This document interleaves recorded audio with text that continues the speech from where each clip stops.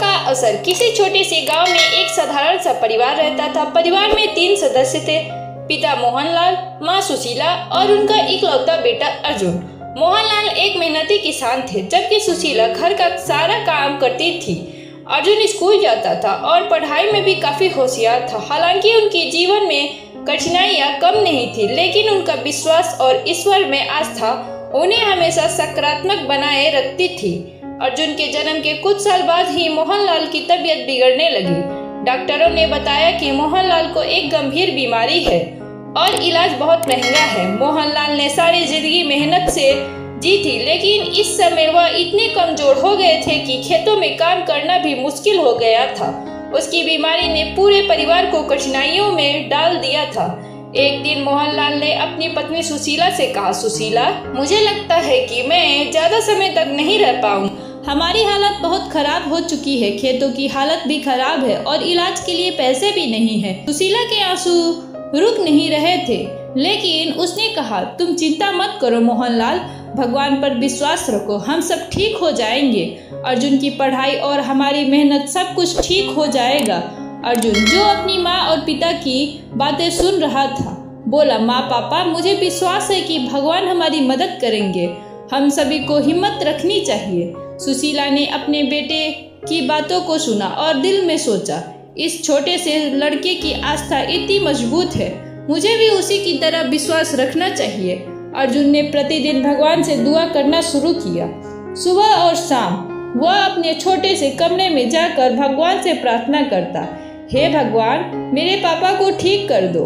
हम गरीब हैं, लेकिन हमारा दिल अच्छा है, कृपया हमारी मदद करो। सुशीला ने भी मन ही मन दुआ करना शुरू कर दिया था। गांव के मंदिर में जाकर उसने वहां के पंडित से भगवान से प्रार्थना की। पंडित ने सुशीला से कहा, तुम्हारे बेटे की आस्था बहुत मजबूत है, तुम्हें भी विश्वास रखना होगा, भगवान कभी निराश नहीं करते। अर्जुन की मेहनत और विश्वास ने पूरा गांव देख लिया था। कुछ दिनों बाद मोहनलाल की तबीयत में धीरे धीरे सुधार आने लगा। वह अब पहले की तरह खेतों में काम करने लगे थे।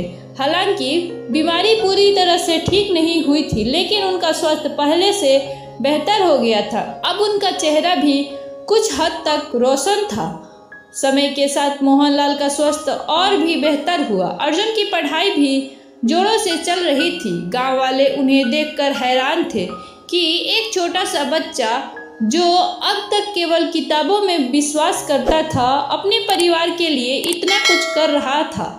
अर्जुन को देखकर बाकी बच्चों को भी प्रेरणा मिल रही थी। कुछ महीने बाद गांव में एक बड़ा तूफान आया। कई घरों की छतें उड़ गई, फसलें बर्बाद हो गई और लोग परेशान हो गए। मोहनलाल का खेत भी इस तूफान से प्रभावित हुआ था, लेकिन अर्जुन ने फिर से भगवान से दुआ करना शुरू किया, हे भगवान, मेरे पास अब कुछ नहीं बचा, हमारी मेहनत और विश्वास के साथ हमें तुम्हारी मदद की आवश्यकता है, कृपया हमें इस कठिन समय से बाहर निकालो। अर्जुन की दुआ पूरी हुई और अगले कुछ दिनों में गांव में एक बड़ा दान आया। गांव के बड़े व्यापारी ने मोहनलाल के खेतों के लिए पैसे दान किए, जिससे उनकी फसल फिर से उगाई जा सके। इसके बाद गांव के लोग भी एकजुट हो गए और मोहनलाल के परिवार की मदद के लिए आगे आए।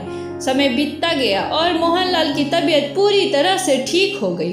अर्जुन ने अपनी पढ़ाई में अच्छा प्रदर्शन किया और वह एक अच्छे शिक्षक के रूप में अपनी शिक्षा पूरी करने के बाद गांव में ही पढ़ाने लगा। उसकी मेहनत और आस्था ने न केवल उसके परिवार को ही बदल दिया, बल्कि पूरे गांव को एक नई दिशा दी। गांव वाले अब अर्जुन के परिवार को देखकर कहते थे कि दुआ का असर न केवल किसी को शारीरिक रूप से ठीक कर सकता है, बल्कि मानसिक और आत्मिक शांति भी दे सकता है। यह विश्वास और आस्था का परिमाण है।